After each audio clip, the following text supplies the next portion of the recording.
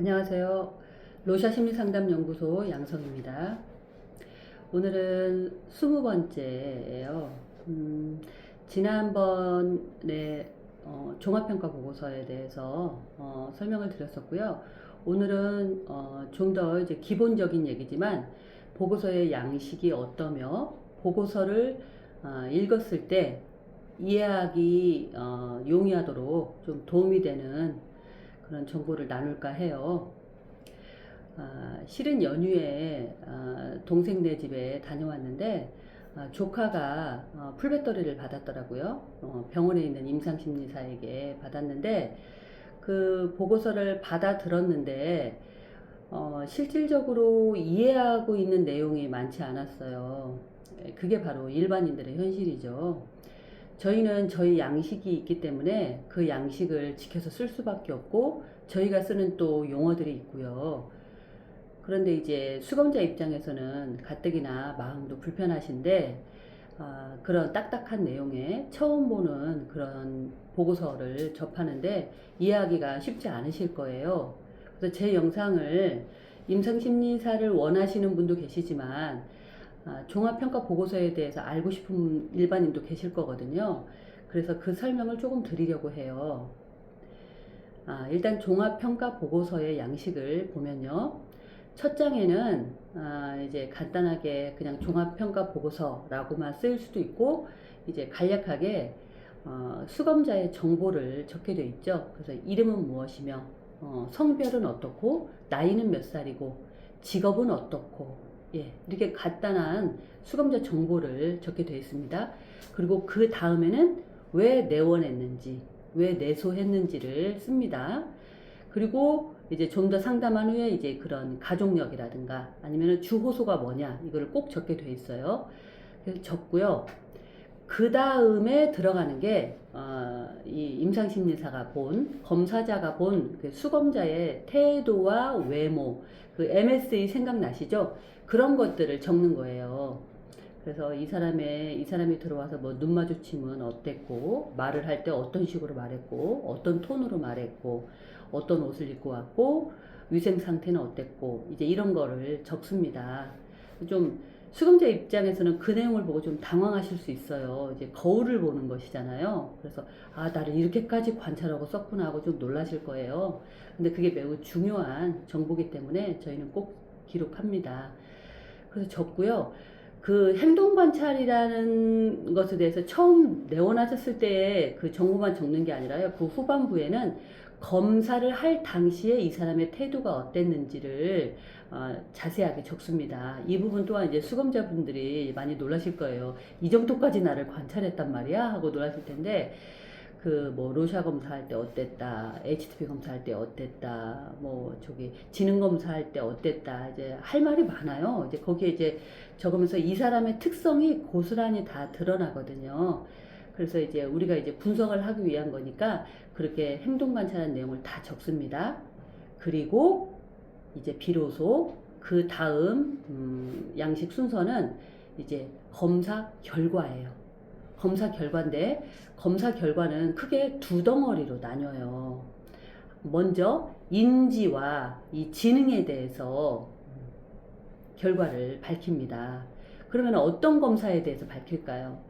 BGT 검사를 했으면 BGT 검사에 대해서 씁니다. 어떻게 폐쇄곤란이 있었다, 배열을 어떻게 했다, 시간은 얼마나 소요됐다, 이제 이런 것에 대한 전반적인 결과 분석을 쓰고요. 그 다음에 이제 지능 검사는 반드시 했을 거기 때문에 주로 웩슬러를 하죠. 그래서 웩슬러 지능 검사에 대한 결과를 쓰죠.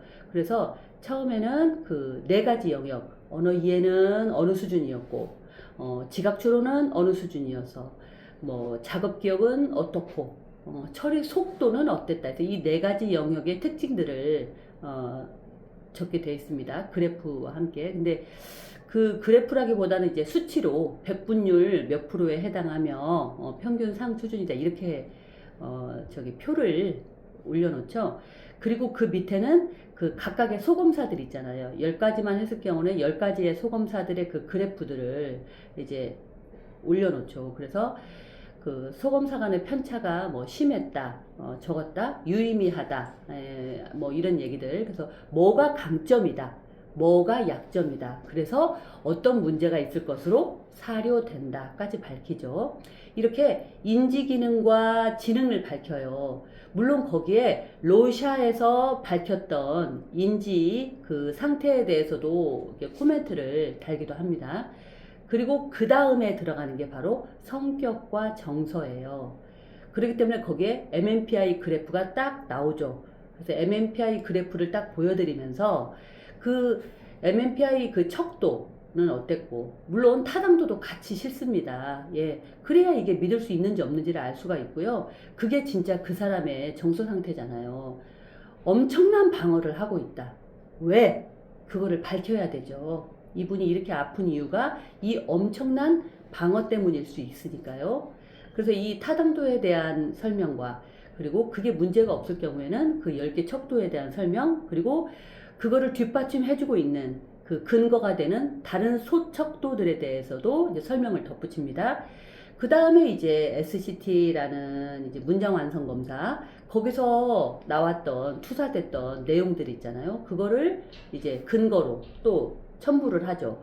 그 다음에 HTP에서 보였던 그런 특성들, 그래서 관련 있는 것들을 계속해서 근거로 덧붙여서 올립니다. 그리고 이제 로샤를 빼놓을 수가 없죠.